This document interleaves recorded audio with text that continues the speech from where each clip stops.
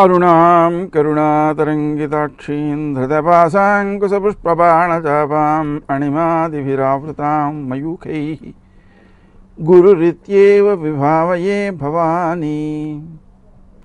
గ్రహముల యొక్క ప్రభావాలను మనం తెలుసుకోవడం, వాటికి నివారణలు చేసుకోవడం, ఈ నివారణ చర్యల వలననే భారతదేశంలో మనకు జ్యోతిషం యొక్క వినియోగం బాగా పెరిగింది. తద్వారా మనకు మహాత్ములు ఎంతమందో జన్మించడానికి కారణమైనది, దోషాలను అధిగమించడానికి కారణమైనది.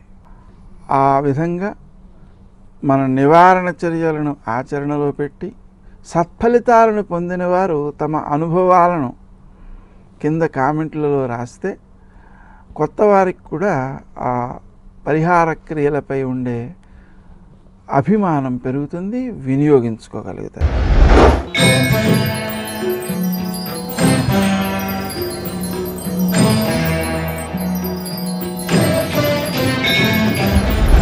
ధనుస్సు రాశి. ఈ రాశివారు తాము ఆచరించే కార్యక్రమాల్లో విజయాలు సాధిస్తారు. లక్ష్య సాధనాశక్తితో ప్రవర్తించగలుగుతారు. ముఖ్యమైనటువంటి కార్యక్రమాలను వాయిదా వేయకపోవడం మంచిది. స్నేహ సంబంధాలను వృద్ధి చేసుకోగలుగుతారు. ఇతరత్ర ప్రవర్తించే తీరు మీకు కష్టాన్ని కలిగించే అవకాశం ఉంది.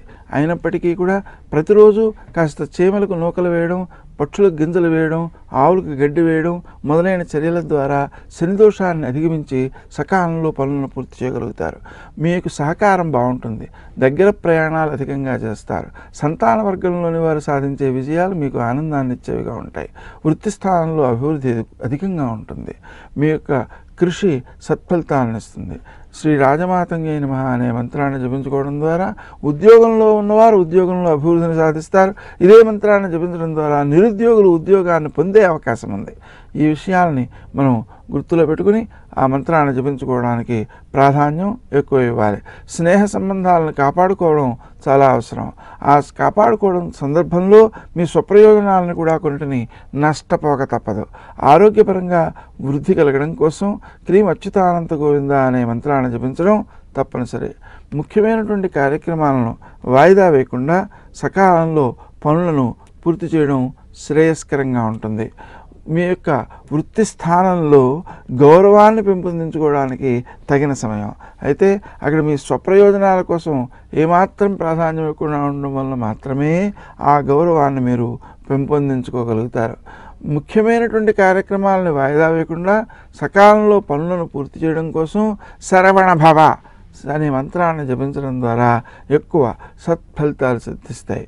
మీ యొక్క ఆరోగ్య రక్షణ కోసం సకాలంలో పనులను పూర్తి చేయడం, అలాగే సకాలానికి ఆహారం తీసుకోవడం అనే అంశాలకు ప్రాధాన్యం ఇవ్వడం తప్పనిసరి. వృత్తి స్థానంలో పొందేటువంటి గౌరవానికి ఇంట్లో పొందేటువంటి గౌరవానికి తేడా ఉంది. అయితే ఇంట్లో పొందేటువంటి గౌరవాన్ని కూడా మీరు కాపాడుకోవాలి అంటే మీరు తక్కువగా మాట్లాడి ఎదుటి వ్యక్తి చెప్పేదాన్ని వినడానికి ప్రయత్నం చేసినట్లయితే ఆ గౌరవాన్ని మీరు పెంపొందించుకోగలుగుతారు.